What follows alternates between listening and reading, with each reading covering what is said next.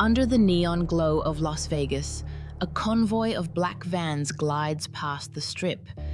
Inside, guests clutch invitations sealed in red wax, an exclusive night hosted by a man no one truly knows.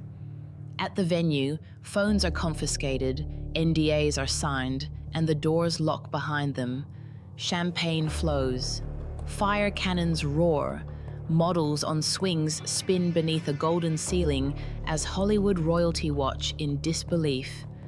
Somewhere in the center of it all stands a quiet figure, short, soft-spoken, with the calm confidence of someone who owns everything he touches. The whispers spread through the crowd. Who is he? He drinks beside Leonardo DiCaprio, laughs with Martin Scorsese, and leaves everyone wondering how a stranger could summon this much power. His name is Jho Low, a Chinese-Malaysian businessman barely in his 30s. Within months, he would bankroll the Wolf of Wall Street, buy mansions across New York, London, and Los Angeles, and spend hundreds of millions as if money had no weight. But what no one in that room knew, not the bankers, not the actors, not even the politicians he later funded, was that the billions fueling his empire didn't belong to him. They came from the heart of Malaysia's sovereign wealth fund, money meant for hospitals, schools, and the nation's future.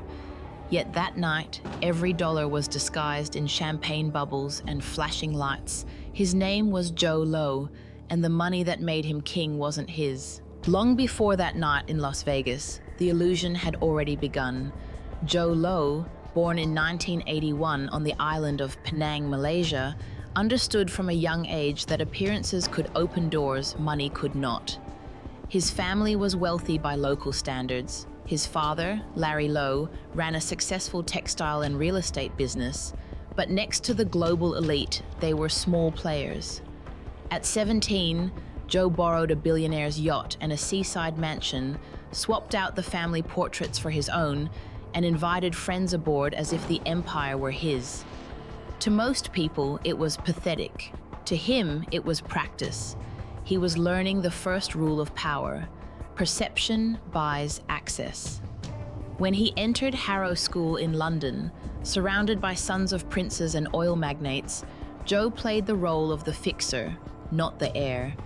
He wasn't born into royalty, but he could make things happen, and that made him useful. He forged letters on embassy stationery, arranged fake royal reservations, and opened doors that should have remained closed. People started to believe he was someone who mattered. By the time he reached the Wharton School of Business in Philadelphia, the legend had already taken shape. Rumors spread that he was Malaysian royalty, a secret prince studying abroad. He never confirmed it, and he never denied it. That silence became his armor. At Wharton, surrounded by the heirs of billionaires, he refined his act. He cruised through campus in a Lexus convertible, rented of course, and hosted parties that became campus legend. For his 20th birthday, he spent $40,000 to rent an entire nightclub, serving sushi on models' bodies and pouring rivers of champagne. He wasn't just spending, he was auditioning for a role only he could play. Every party was a stage, every lie a rehearsal for a larger performance. While others bragged about their family's wealth, Jho learned to control perception, to remain slightly out of reach, always mysterious, never quite explained. In that space between curiosity and envy, power grows. By his mid-20s, Jho had woven a network of trust among Middle Eastern royals and wealthy heirs from Abu Dhabi, Kuwait, and Saudi Arabia. He positioned himself as a bridge between money and opportunity, the man who could turn introductions into influence. And when he met Yusuf al-Otaiba, a rising Emirati diplomat, and Khaldun al-Mubarak, who managed Abu Dhabi's sovereign wealth fund, the puzzle pieces fell into place. He saw, for the first time, how a nation's fortune could become a personal empire if you knew how to move the money quietly enough. Abu Dhabi's fund, worth billions, wasn't just about oil, it was about power, politics, and global reach. Malaysia, Jho realized, had the same ambition but none of the sophistication. And there, in that gap, he saw opportunity. By the time he returned home, he was no longer pretending to be rich. He had learned how the truly rich think. To them, money was only fuel for influence. To him, influence was the gateway to everything. As he stood once again on Malaysian soil, Jho Low no longer wanted to borrow yachts or fake letters from princes. He wanted to build a kingdom of perception, one where governments, banks, and movie stars would dance to his rhythm without ever realizing who was really conducting the orchestra. He had mastered the art of illusion. What came next would turn illusion into theft. By the late 2000s, Malaysia stood at a political crossroads. The global financial crisis had shaken investor confidence, and the government needed a symbol of revival, something that could promise prosperity, attract foreign investment, and cement its power at home. For Jho Low, it was the perfect stage. He had returned from Wharton with more than a degree. He carried an education in how global wealth could be manipulated through prestige. He had watched the rise of Abu Dhabi's sovereign wealth fund, guided by his new friends Yusuf al-Otaiba and Khaldun al-Mubarak, who turned oil profits into international power. Malaysia, rich in ambition but poor in execution, wanted its own version of that. Jho knew it. And he knew exactly how to sell it. At the center of power was Najib Razak, then Deputy Prime Minister, a man with grand political ambitions, and a wife, Rosmah Mansor, whose appetite for luxury was legendary. She adored diamonds, Birkin bags, and designer jewelry as much as her husband adored control. Najib needed money to build loyalty before taking office. Rosmah needed it to feed an image of royalty. Jho Low offered both. Through Najib's stepson Riza Aziz, a film-obsessed young man who would later become his Hollywood partner, Jho found a path straight into the Razak household. He wasn't just a guest, he became indispensable. In 2009, with Najib newly appointed Prime Minister, Jho presented an idea that seemed patriotic on paper, but was designed for manipulation. He proposed the creation of a sovereign investment fund that could attract billions from abroad, modernize Malaysia's infrastructure, and showcase Najib as a visionary leader. It would be called the Terengganu Investment Authority, soon rebranded as the One Malaysia Development Berhad, or simply 1MDB. To the public, it was about nation building. To insiders, it was about control. Jho Low became an unofficial advisor, lurking behind the scenes. He had no government position, no public authority, yet everyone deferred to him. He drafted letters, connected foreign investors, and quietly built a financial machine that no one in government truly understood. He was fluent in the language of both bankers and politicians, and that made him dangerous. Behind closed doors, he promised that billions from the Middle East would flow into the fund, and soon he would make that promise look real. His first move came in the form of a partnership with PetroSaudi International, a little-known oil company in Saudi Arabia that appeared to have royal connections. To outsiders, it was a breakthrough. Malaysia, a rising Asian economy, teaming up with the wealthy Gulf states. Najib announced the deal as proof that 1MDB could compete with global funds. Newspapers celebrated it as a diplomatic triumph. What they didn't know was that the entire arrangement was an illusion, crafted by Jho Low himself. In September 2009, 1MDB wired $1 billion into the joint venture with PetroSaudi. But within days, $700 million of that sum quietly vanished, diverted into a company called Goodstar Limited, a shell firm secretly controlled by Jho Low. The paperwork made Goodstar look like it was part of PetroSaudi's structure, masking its true ownership. It was a masterpiece of deception, a blueprint for what would become one of the largest financial crimes in modern history.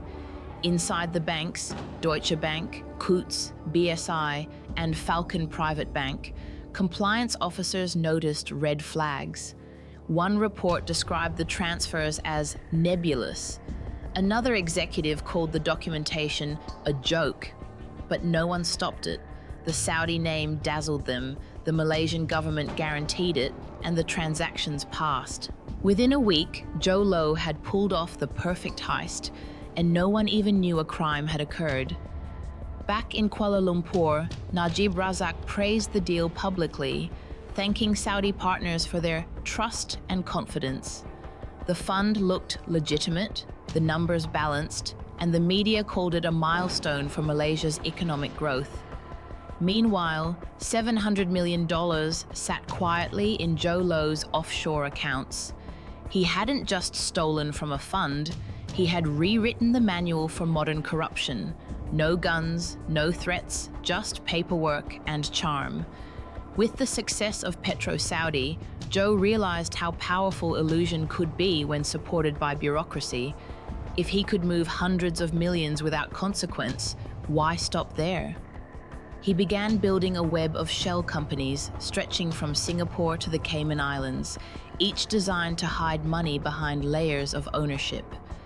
Every transaction looked legitimate, every signature verified, every account backed by a government guarantee. In reality, it was a labyrinth of lies, and Jho was at its center, invisible, untouchable, unstoppable. As Malaysia celebrated its new era of prosperity, the machine he built was already draining its future. The fund meant to build schools and hospitals had become a faucet for theft, and the man who engineered it all smiled quietly from behind designer glasses. The show had only just begun.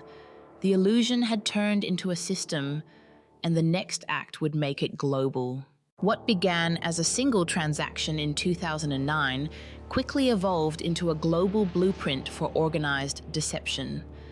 Jho Low had found his formula: use respected institutions, disguise ownership behind royal connections, and keep the money moving faster than regulators could trace. The $700 million that flowed into Goodstar Limited was only the beginning. From his penthouse in New York and hotel suites in Singapore, he watched as the financial world, bankers, auditors, and even governments accepted every fabricated document he placed before them. Goodstar became the private tap through which Malaysia's national wealth was drained, and no one outside his circle noticed. The brilliance of the operation lay in its simplicity. The documents looked authentic, the signatures genuine, the counterparties legitimate. Deutsche Bank, Coutts, and BSI Bank processed transfers worth hundreds of millions without ever demanding clarity on who truly owned the receiving companies. The names PetroSaudi, 1MDB, and Investment Joint Venture were enough to silence questions. When a compliance officer at Falcon Private Bank called the paperwork a joke, his comment was ignored. Within hours, the money cleared. It was the financial equivalent of walking through customs with a suitcase full of diamonds while everyone smiled and waved you through. With the first operation a success, Jho Low began scaling up. He established new entities, Tenore Finance, Abar BVI, and other shells named to mimic real firms. Each layer of the network added distance between himself and the stolen cash. Billions flowed through banks in Switzerland, Singapore, and the Cayman Islands, disguised as loans, guarantees, or strategic investments. These were not the chaotic moves of a reckless criminal. They were the deliberate steps of someone who understood how to exploit trust at every level of the global financial system. Every transfer served two purposes: to move money and to create legitimacy. If a transaction passed through enough jurisdictions, each with its own bureaucracy, it gained a kind of false credibility. And when Goldman Sachs entered the picture, that credibility became armor. Between 2012 and 2013, the American banking giant raised $6.5 billion for 1MDB through a series of bond offerings. The deal generated $600 million in fees, nearly 100 times the industry norm. Some executives at Goldman sensed the risk, but greed outweighed caution. Their bonuses depended on the deal, and Jho Low knew it. To the outside world, the money raised by 1MDB was meant for national development, power plants, infrastructure, and public projects. In reality, it financed a global spree unlike anything the region had ever seen. Jho Low's accounts swelled with liquidity, and the spending began immediately. In Beverly Hills, he bought a $39 million glass-walled mansion overlooking the city. In New York, he acquired a $31 million penthouse at the Time Warner Center, just floors below Jay-Z and Beyoncé. In London, he purchased a property near Buckingham Palace, completing his transformation from obscure Malaysian businessman to phantom billionaire. But the indulgence wasn't limited to himself. He understood the power of gifts. Rosma Mansour, wife of Najib Razak, received jewelry worth tens of millions, including a $27 million pink diamond necklace. Najib himself would later receive $681 million directly into his personal account, a transaction internally coded as 681 American pies. The optics were staggering. A sitting prime minister receiving nearly $1 billion while the nation's hospitals and schools awaited funding. Yet, within Malaysia, silence reigned. Newspapers celebrated 1MDB's success. Parliament praised Najib's leadership, and Jho Low, always careful to avoid the spotlight, became a myth whispered about in boardrooms and nightclubs alike. In Hollywood, his legend only grew. Through Red Granite Pictures, the film company co-founded by Najib's stepson, Riza Aziz, Jho helped finance The Wolf of Wall Street. The irony was beyond cinematic, a film about greed and excess paid for by one of the greatest financial frauds in modern history. On set, Martin Scorsese and Leonardo DiCaprio enjoyed creative freedom few studios could offer. No one asked where the money came from. When a real Lamborghini was destroyed for a single scene, it was treated as an artistic flourish, not a metaphor for a nation's stolen wealth. Meanwhile, Jho Low's private world blurred with the fantasy he funded. He threw parties on yachts in the French Riviera, hired Kanye West to perform for a few hundred guests, and flew Jamie Foxx and Jonah Hill across time zones to celebrate New Year's Eve twice, once in Sydney, then again in Las Vegas.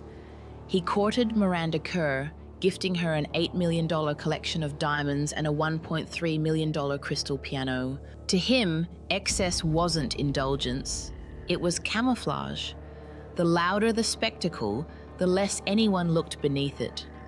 Every bottle of champagne, every private jet, every diamond necklace was a smokescreen for the money quietly vanishing behind the scenes.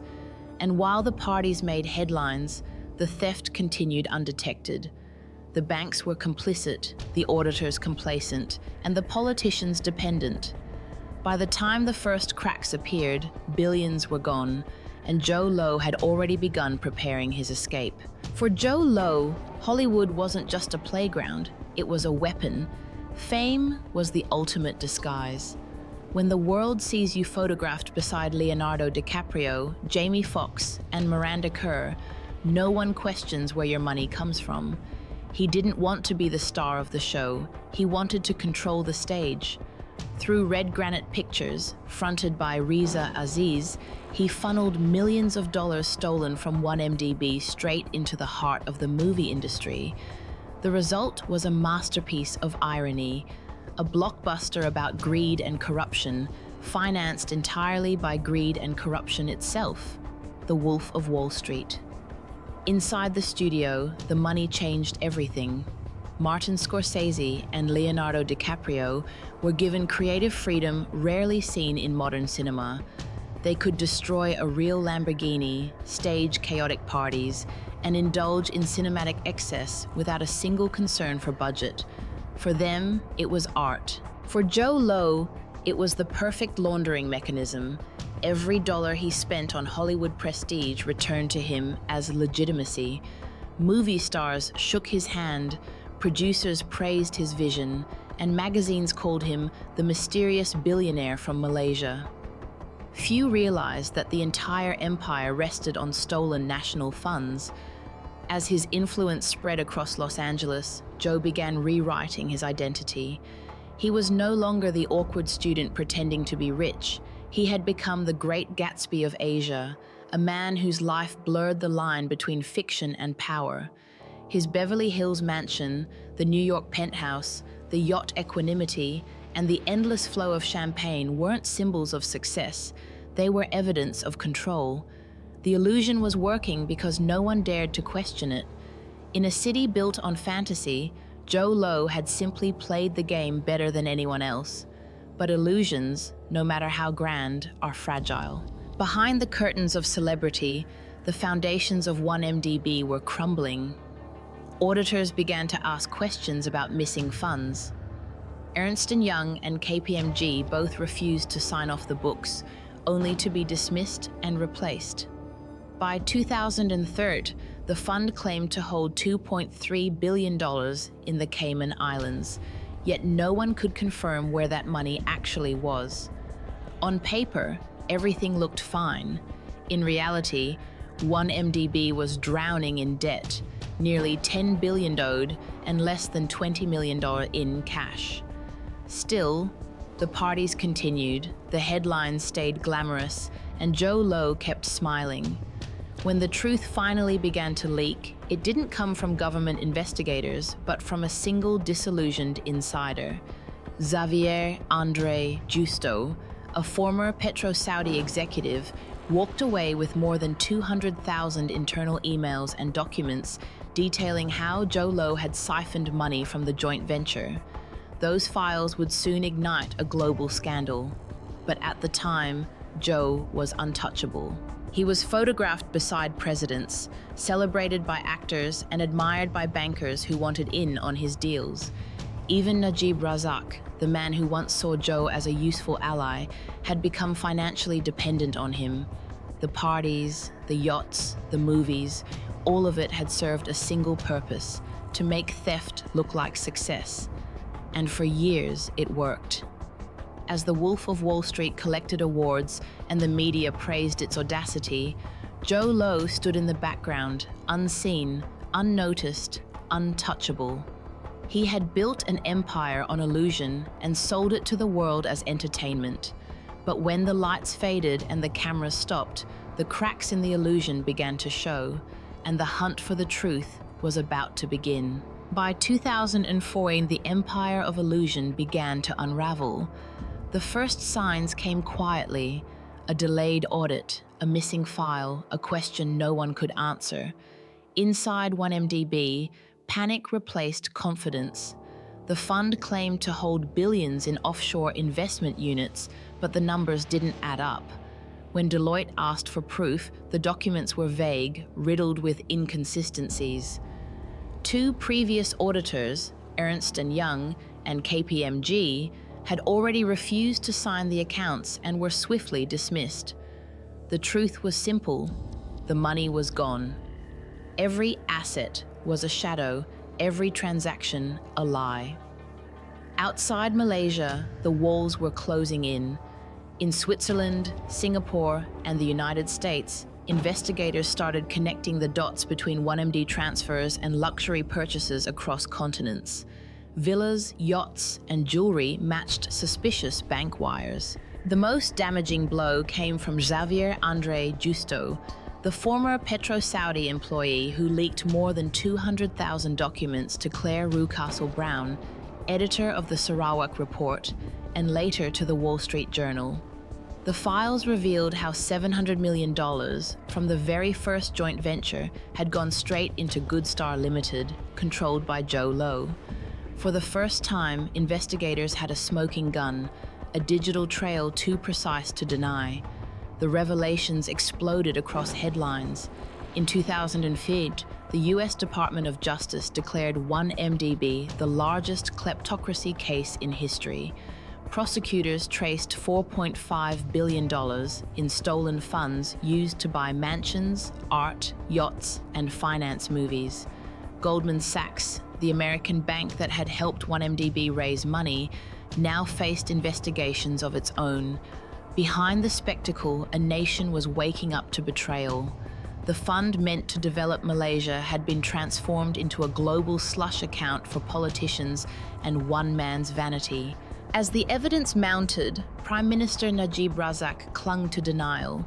He claimed the $681 million in his personal account was a donation from the Saudi royal family, a statement both absurd and politically desperate. But for a while, it worked. The Malaysian media was muzzled, opposition figures were arrested, and critics silenced. Meanwhile, Jho Low vanished.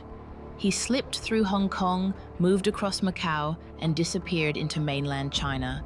For years, he was invisible, a name whispered by law enforcement, a ghost with billions in offshore accounts. In 2018, Malaysia's political landscape shifted. For the first time in 6 decades, the ruling party lost power. The new government raided Najib Razak's residences, uncovering $203 million in luxury goods, handbags, watches, gold bars, and cash. It took 5 trucks to haul the evidence away. Najib was later convicted of corruption and sentenced to 12 years in prison, while Rosma Mansour faced charges of her own. But the man who started it all, Jho Low, remained untouchable. Interpol notices were issued. The FBI, DOJ, and Malaysian Anti-Corruption Commission hunted his trail, yet he always seemed one step ahead. Reports placed him in Shanghai, living under a false identity with a forged Australian passport, protected by influential figures who had benefited from his billions. Investigators said he still traveled freely within China, moving between private compounds and luxury hotels. Despite countless extradition requests, no government dared to hand him over. To this day, Jho Low remains a fugitive. He is accused of orchestrating a $4.5 billion fraud, yet no prison cell, no handcuffs, no courtroom has ever touched him. The story of 1MDB became a mirror reflecting something larger, a world where money moves faster than justice and influence erases consequence. He stole from a nation, outsmarted governments, and disappeared without a trace. And somewhere behind closed doors, the man who once bought Hollywood still walks free. More than a decade has passed since the first billion vanished, yet the world still hasn't caught Jho Low. His name has become a ghost story whispered in financial circles, a reminder that even the most powerful nations struggle to hold the untouchable accountable. Malaysia's 1MDB scandal reshaped laws, shattered reputations, and exposed the fragility of a global banking system built on trust. Goldman Sachs paid billions in penalties, Najib Razak sits behind bars, and investigators continue to trace fragments of the missing fortune. But the man at the center, the architect of deception, remains invisible. Authorities say he's hiding somewhere in China, protected by the very networks he once enriched. Others claim he's changed his face, his name, and his life, quietly managing his stolen empire under new aliases. There are rumors of private islands, encrypted bank accounts, and a trail that leads nowhere. Every year, the world grows more certain of one thing: Jho Low knew how to disappear. In the end, the $4.5 billion he stole wasn't just money, it was trust, traded and broken across continents. It proved that corruption no longer wears a mask of violence. Sometimes it smiles, shakes your hand, and vanishes into the night. This is Crisis Classified. The case of Jho Low isn't closed. It's merely paused, buried beneath silence and power. Because in the world of high finance, the greatest heists don't end with handcuffs. They end with applause, and a man who simply disappears.